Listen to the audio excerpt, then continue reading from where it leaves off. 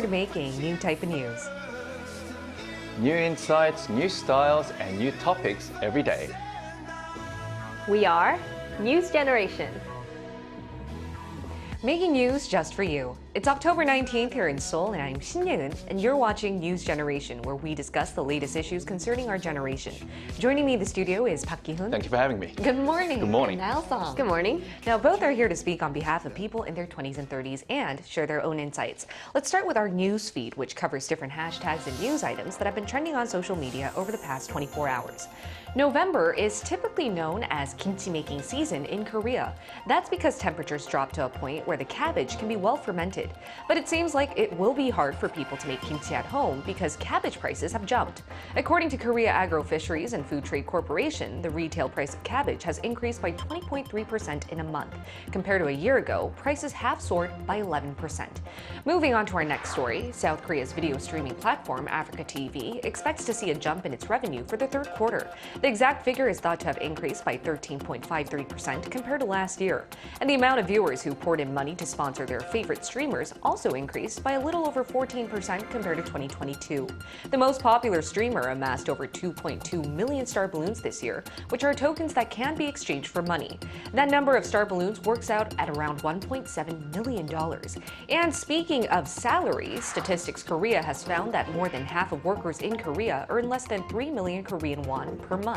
To be exact, 33.7% earn between 2 and 3 million won, which is around 1,500 to 2,200 US dollars per month, and 11.9% earn between 1 and 2 million won, while around 9% earned even less than 1 million won. Now, meanwhile, 21% of the population earn between 3 and 4 million won per month, while around 25% making more than 4 million.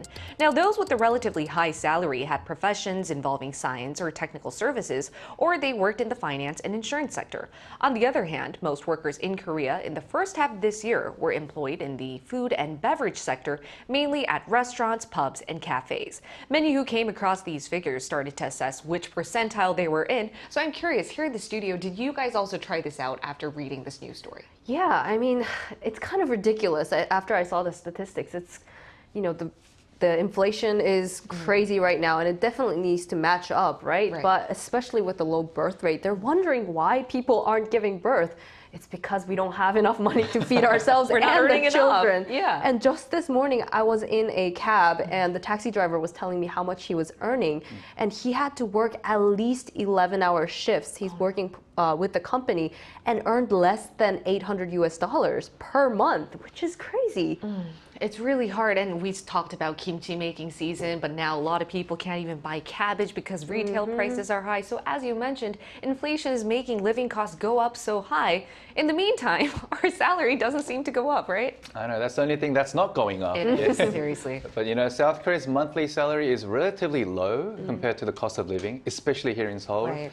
And I think half of the employed population will not be satisfied with how much they're earning right now, considering the majority of the income. We've talked about this before on our previous show, that most of the income is being spent on housing, education, or just paying back any kind of loan with interest on top. And just like what Nell just pointed out, with the amount left after paying off all those things, many really can't afford to use the rest on raising a child. Hence, not getting married, resulting in declining birth rate. Now, so increasing the minimum wage may solve the issue in some sense. However, obviously, it's not going to benefit the employers or the owners of SMEs. So I think it's the government's role to step in and balance out this concerning issue, as the overall livelihoods of the citizens will definitely determine the outlook of a country. Yeah, hopefully we'll see that very, very soon. In the meantime, that was our news feed for this Thursday. And let's switch gears to our main discussion topic of the day. Today, we're going to look at a common question asked among many social media platforms right now. So take a look at the screen to find out what these questions are. On a scale of 1 to 10, how would you rate your looks? If someone were to give you $7 million in exchange for changing your face, would you take it? These are two trending questions on social media. Videos of people answering these questions have gone viral, shedding light on Korea's lookism culture. So the clips you just saw right now are trending videos on social media where people ask random people on the streets, like, how would you rate yourself on a scale of 1 to 10? So I'm curious, Ki-hoon, did you see any of these videos on social media? Honestly, no. This was my first time just looking at really? those clips. And, just by looking at them, like the guys, that's the reason why I don't do social media that much. Because, you end up just comparing yourself to others. And it seems very superficial at times. And I don't think it really benefits one's self-esteem as well. But if I were to give my face a score out of 10, I would score myself a 7. A 7? Yep. 7, That's like a why? C. There's another trend where it says, would you exchange your face, your looks, with for $7 million US dollars? Right. So, I think my face is worth a bit more than $7 million US dollars. Oh. And it's still a 7? Yeah, because Huh, the rest I like three can be that. like, I don't know, another 3 million US dollars. I don't know.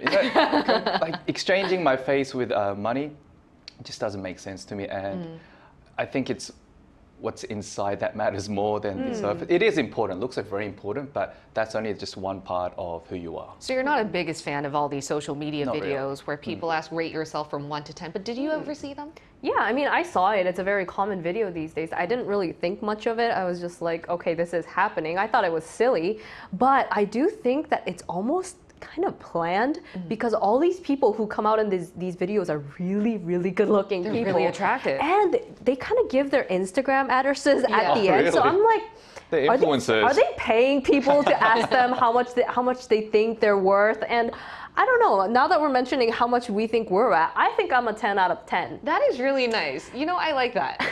And I think this is just it's not a comparison thing. It's just how satisfied you are with, how you look and who you are. And it's not to say that I didn't have any complexes in the past. I've definitely had the whole plastic surgery talk being in the industry, but I think I kind of came to terms with who I look like, my family, and it's a precious thing, what they gave me. So I kind of came to appreciate it. So it's a 10 out of 10 for my family. Okay, that's great. But I think a lot of people have split opinions toward these trending videos like Q. And as you mentioned, this might not be the best confidence boost for many because you have to actually think about like a scale. Exactly. You're scaling yourself, you're rating yourself. But at the same time, some are saying you can use it as a self-confidence boost as well. But why do you think this type of question is trending? And does it have to do with our generation, in your opinion, prioritizing appearance?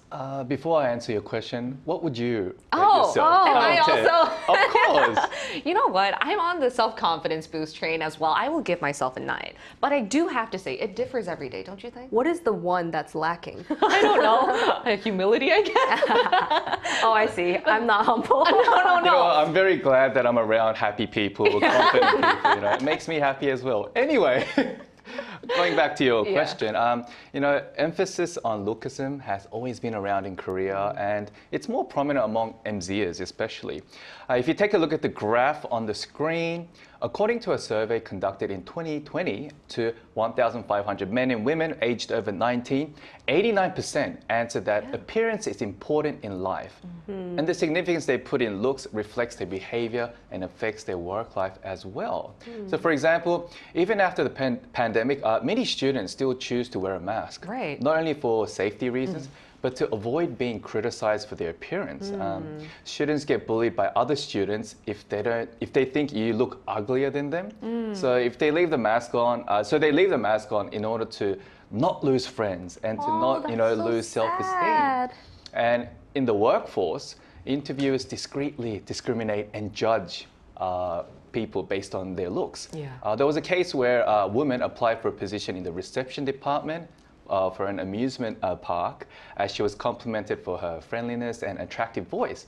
But eventually she was sent to a different department because of her looks. So due to these social pressures, I think many youngsters decide to cover up by wearing a lot of makeup and from such a young age. And they go under the knife as well to make their appearance a bit more approachable and attractive. And again, this reiterates the fabricated and somewhat superficial atmosphere people have made for themselves, where everyone is just purely judged on their outer appearance. I know. I think the social atmosphere really pushes people to feel like appearance is a #1 priority, whether you are working, whether you're going out to hang with friends, adjusting at school. Any other reasons? Why do you think our generation prioritizes looks? I mean, the media definitely has a big influence as well as social media, but the mass distribution of beauty types, like starting in the 90s, it was almost kind of a anorexic, unhealthy beauty true. standard of being really skinny. And so many girls looking at that in magazines would starve themselves to meet that standard. But as I was mentioning, the mass production of that and everybody's seeing it, it kind of makes everybody want to be this one type only, and it narrows it down more and more. And there's so many advertisements for plastic surgeons here in Korea and even in subways, outside, and we're kind of known to be really good at it too. So understandably so, a lot of young people, like Hyun was mentioning, go under the knife even when they're not even fully adults yet. Their faces haven't fully formed. But I can understand why they face that kind of pressure, as we were talking about companies emphasizing looks, and it kind of has to do with your job as well. 50% of companies here in Korea answered that appearance does play a big role in the interview. And I would like to elaborate on that. I do feel like there is some type of discrimination based on how attractive someone looks here in South Korea than other parts of the world. Would you guys like to talk about that? You know, Koreans are very conscious, not only about their looks, but how they are like perceived by others overall. that's you know, true. yeah. So, you know, I actually noticed this kind of trait when I went overseas for my friend's wedding in Vietnam, and there were people from all over the world, like from Europe, North America, Australia, even China as well, and we were just greeting each other for the first time, saying hi. And ironically, many Koreans, not including myself, obviously, because I speak English, they were too shy to say anything in English. And they just kept their mouth shut. And I was quite surprised because, you know, Korea, they're crazy about English, learning English from such a young age. And despite being obsessed with, you know, learning English, they couldn't speak a single word because they were too shy. But I think at the same time, they were worried about how they would be perceived by others. Because if they started speaking English and they weren't good at it, obviously other people might think, oh, what's wrong with that person? That they can't speak English? Come on, it's English. Yeah, it's a common language. So I found this quite odd from those Koreans. I have nothing against those Koreans. And I think it was, what was more ironic was that we actually stood out the most because we were so dressed well and we were very presentable. Yeah, but the bar is high match for Koreans. like how we display ourselves, and it didn't really match with our actions. And I thought, wow, it's a big cultural difference. And I just realized that, you know, looks can get you somewhere, but not everywhere. Yeah, that's so true. I think it also has to do because we're in such a homogenous society. We always have to, we don't want to stand out too much, but at the same time, we don't want to fall apart from the flock. You know what I mean? Right. Do you want But I want to kind of give a different opinion. I mean, yes, we do have a very appearance-focused community here, Yes. but the word pretty privilege also exists in English, and it's in other parts of the world. But I think the biggest difference is that we're actually quicker to point it out verbally, if you know what I mean. We You say see it. somebody for the first time in a long time, hey, you gained weight, or hey, you lost weight, yeah. or hey, you look prettier, you look, you know, something changed, and we point that out constantly, and it's in our culture. And it kind of comes from a place of, I don't know, like I care about you, Right. but I think that's kind of why it's a little more difficult for Koreans to navigate this whole beauty standard thing. I totally agree. I think the pretty privilege, as you mentioned, it is English, meaning that other parts of the world also have this thing where lookism does prioritize and shape how you are perceived in society. But in Korea, the difference is it comes from a place of affection. And I'm not trying to sugarcoat it. That's like the social culture here. It's the cultural norm where you're like, if you care about someone, you compliment their looks. But when my foreign friends come to Korea, they sort of are taken aback because it could be like crossing boundaries. Right. But I would like to find out why our society is like this by including a psychology expert in our talks. And let's find out what she has to say on what created this type of social atmosphere.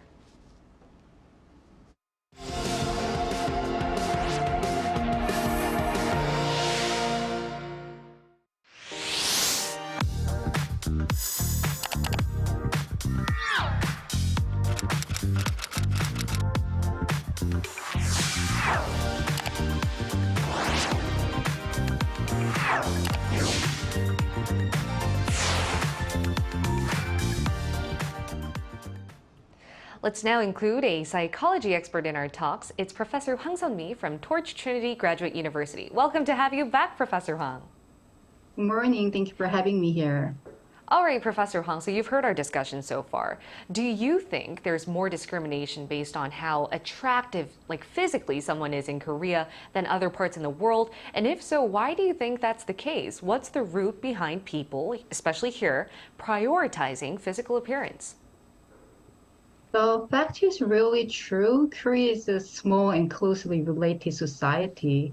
Individuals are hierarchically related within a family or social groups. In order to find their roles there, individual evaluations are often made based on external factors such as age, ability, and appearance also. Naturally, Koreans have formed a personality that compares me to others and evaluate others. Appearance is the easiest characteristics of a person to compare because think about it, it is visible. And we seem to live in a society where boundaries are unclear, so we often feel pressured to keep up appearance to protect ourselves from criticism, so-called 잔소리. Another reason I think is that as the educational level of Koreans have increased, the chances of success for Koreans have also increased.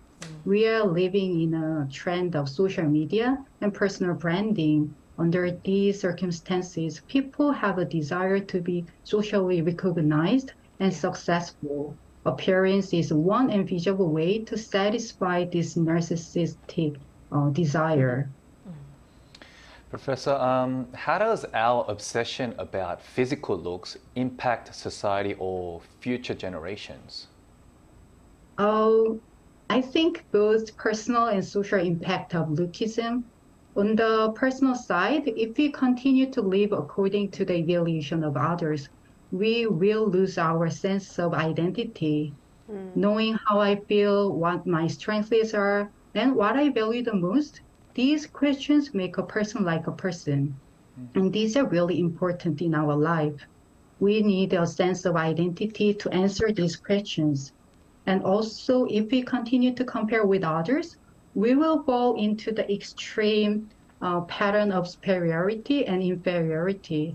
There are more and more people who seem glamorous on the outside, but empty on the inside, and those who excessively idealize and follow others. There's also a growing number of related mental illness. Depression, I think, is the representative disease created by evaluation tendency.